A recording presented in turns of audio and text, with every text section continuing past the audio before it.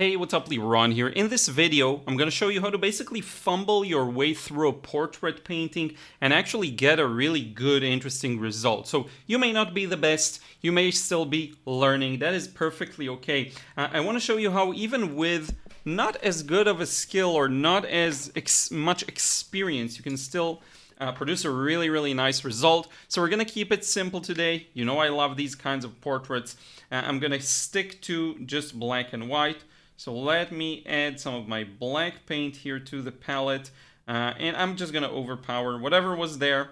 That was there, now it's not there anymore.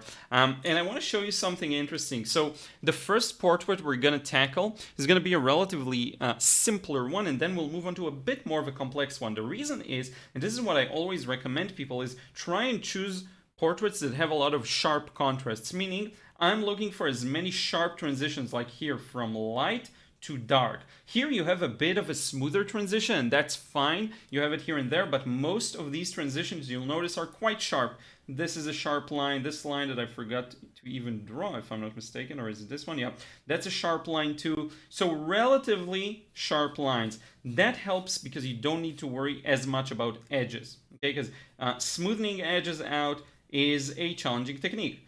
But if in this example you actually don't need much of that, so I'm just marking where the light and shadow are very basically, just to give me kind of a leg up when I'm going and interpreting the light and shadow.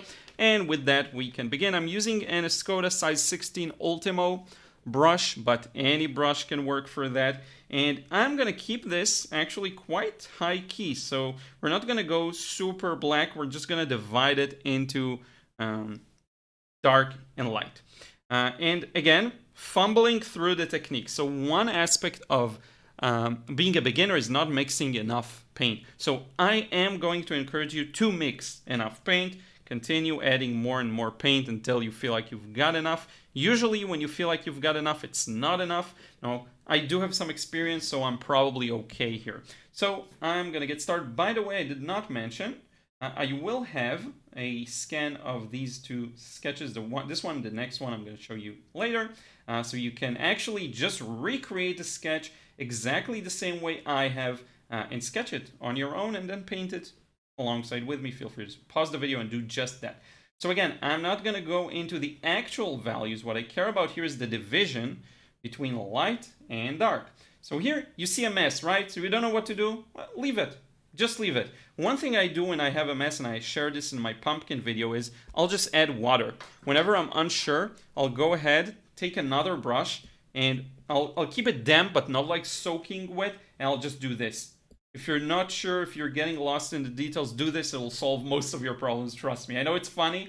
I've been doing this quite a bit. Now, let me just go ahead and smoothen out pretty much the only smooth edge we'll try and preserve here. The rest of it is going to be fairly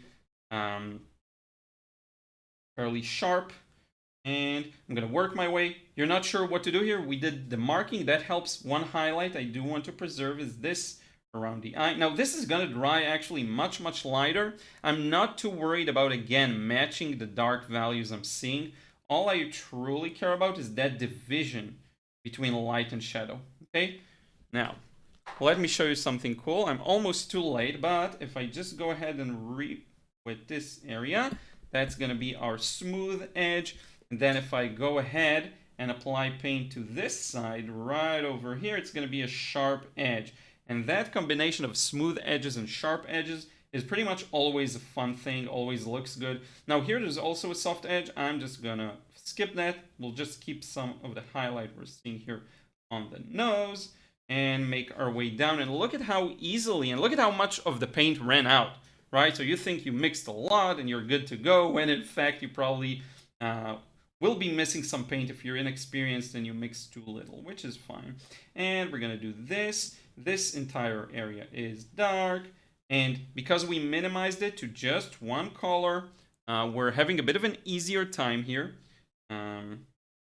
You know, you don't have to start matching colors, and that's tough. That's tough for me. With all my years of experience, it's still a challenge. And now look what we're gonna do here. So we're gonna start working on the background, which we could afford to do in separate round, so to speak. So finish the inside and then work on the outside. And again, I don't really care about the exact value here. What I'm trying to show you is how easy it is to just, and you can flip this over. Just be careful because now the paint flow down here. So if you're gonna flip it, it's gonna go wet into dry, and you don't want that for sure. So keep the level away from us, like so.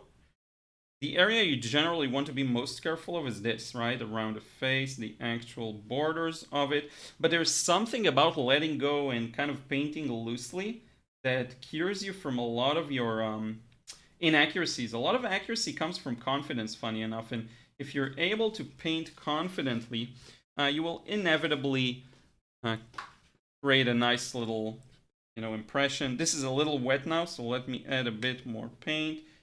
Make sure I don't get a huge cauliflower down here. And we will complete this molding. I touch this here, so it's going to flow into that. Maybe create, again, another small cauliflower. But that is fine, not the end of the world. And notice how I'm not even taping my paper, and it's still, I would say, looks great. So we're going to do this. Get this sharp shadow in. We can also use this opportunity to loosen up a bit of an edge here to the right. This. And this is good because it's the very edge of the painting, so we don't want too much attention being drawn there. And also, that's just how we see it. So there it is. And once it's dry, and I'm going to share a good high-quality scan with you, it's just that there's a lot of light there. I had to turn on a really strong light because it's starting to get cold and dark very early on in the day. But there you go. We'll give it a few seconds to dry. Now let's tackle something that's a little more complex, okay? And I'm zoom out a bit. So the one thing that's a little more complex about this one is actually how there are a little bit more soft edges, and I like to indicate those using these jagged lines. But again, we're gonna fumble our way through this. And you know what? Let's do a simulation. Let's say I did not mix enough paint, and let's say I'm really bad at mixing, so I'm kind of grabbing a bit of everything there, and I have no idea what colors I'm using, and it's just a big mess. Okay, let's just get started here. Again, focus on what matters. What matters is the light and dark in this study, in this example. I'm not saying that's always the only thing that's important, but very often that will be the one thing that is important to convey realism. So if you just focus on that, you should do a fine job. Don't obsess too much over the rest of the details. I actually touched some of my black paint, so that's too bad. I'm gonna clean it up later. Let me move the palette a bit up here. There we go. And now, look at this. This is a soft edge already, so I'm gonna grab my other brush. It's gonna be damp. Not super duper wet, but damp. Now I want to show you a cool trick. I've shown you this before. If you know you're going to have a soft edge, like the nose, you pre-wet the area, like so. And then once you come back with the paint, you're going to get a soft edge immediately. So that's a fun way to tackle it. Now, I have to keep mixing, right? So I didn't mix enough. Maybe I'm going to get some... not the most perfect flow, that's still fine. Let's focus on light and shadow here. So this is a highlight over the eyelid. So we're gonna leave that light. Aside from that, things are gonna get quite dark, aside from this highlight in the eye. I'm gonna cover everything up. Now we've got a bit of a shadow here. And whoops, I forgot about this shape. Let's add a bit of a terrible Pyrrole Scarlet here that really does not belong in the color scheme that I have here.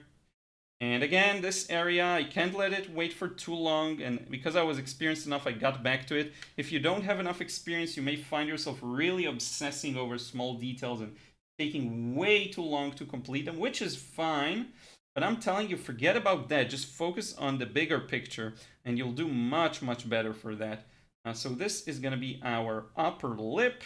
This is going to be our lower lip. And look, I'm just fumbling it. Got a bit of opaque paint here in the palette from earlier. That's fine. Let's grab another brush. This is a great tip. When I discovered that, I was super happy. You don't have to use one brush. You can actually use a different brush for smoothing out edges. So you don't have to wipe the brush that you're currently using, and then it takes super long. Thank you to Steve Mitchell from the Mind of Watercolor for helping me learn that quite early on. And we're going to continue. You want a bit of yellow? Let's do a bit of yellow here. Lemon yellow right down here. We're going to continue with the mustache here. Let's actually blend a bit of it into this area just to keep it a little consistent, both sides. Kind of painted over a highlight. That is perfectly fine. Let's get lip completely in the shadow. Let's get some of this here. This should not be left as a highlight, probably. And, ooh, I'm not sure what to do here. I don't know. There's so much information here in the beard. What shall I do? What did I tell you? If you're lost, just grab a bit of water. I'm telling you. This is a huge tip. Just put a bit of water there. See what happens. See what it looks like. And then you're like, oh, okay, yeah, this is where the darkest shadow lies. So this may be too strong. I'm telling you right now. But it's still wet and wet. So I need it to be quite strong. And then it goes down here and to the rest of the mustache and the beard. And check this out. We're going to do our nice preparation for a smooth edge by wetting this area. Just a bit of water. Actually, you don't need much. And putting this line next to it. And as long as you keep the brush moving, it won't spread out too much, right? There's one thing we still haven't done here, which is, let me grab a bit of French ultramarine here, why not? Which is the other eye. So we'll have to do that as well. So we got the eyebrow here. We've got a bit of a shadow inside the eye. That's going to be dark. Eyelid's going to have details. This is actually a shadow that I forgot from earlier. I somehow mixed a really similar colors somehow by just randomly picking stuff. That's the benefit of using a limited palette. I just don't have too much paint on my palette. So it's very hard for me to get something that's wildly out there and doesn't work with the rest of the details. And let's use a bit of warmth here for the hat. Like so. And again, if your brush technique is bad, and you're kind of doing this and you don't know, like, that's okay if your line's a little crooked. What I recommend you do is press all the way so you see its full width, and then you just go, okay? And don't worry, the brush has a great grip on paper, so you're okay. It's not gonna move too much. Even if your hand shakes a bit, that's okay. Then we're gonna do a background, so why not? So let's do dark background. Let's do it with Carbazole Violet, because why not? We can go a little crazy. Now look at what happens here. We did a wash here, and it's still wet. So if I'm going to touch this wash, I'm at great risk. But I'm courageous today, so I'm just going to not fuss over it. I'm just going to let the two touch. See? That actually works. If the wash is thick enough, because you do see me mixing quite a bit of a value here, gonna be okay, right? So let these two touch. It's perfectly fine. Don't fuss with it. That's where problems start to arise. Get it down in one simple brush stroke and you'll be okay. Let's leave a gap here. Do you see there's a bit of a highlight around that, right? And you see how slowly but surely this develops into a portrait. We're gonna do our common kind of flipperoo and just have easier access to this side of the face, right? And you could say, wow, the colors here are very strange in this piece of art. And you'd be right, because what we're doing right now is not perfect. What we're doing is fumbling our way through a portrait. So here it is. Here is the slightly darker shirt framing the base of the neck. Here's some, continuation of this. And let's let it dry for a second. And check it out. We successfully fumbled our way through two portraits. Are they great? Heck no. Especially this one. It's a mess. This one I actually really like the way it dried. And I'm going to obviously show you these scanned just so that you have a better understanding of what they look like. But were you able to fumble your way? Did you create a sense of light and shadow? That's all I'm after. If you were able to do that, that's another practice session where you won. So take that as a win. I want to thank this opportunity to everyone who supports me over on Patreon. I'm going to roll the names of everyone there. So thank you so much. I really do appreciate it. If you want to support me in the Patreon, just go ahead, check it out. The benefit is you get a credit at the end of the video, and you allow me to produce all of this awesome content for everyone for free. And if you were able to fumble it along with me, leave a comment down below and let me know it. And I will see you in the next vid.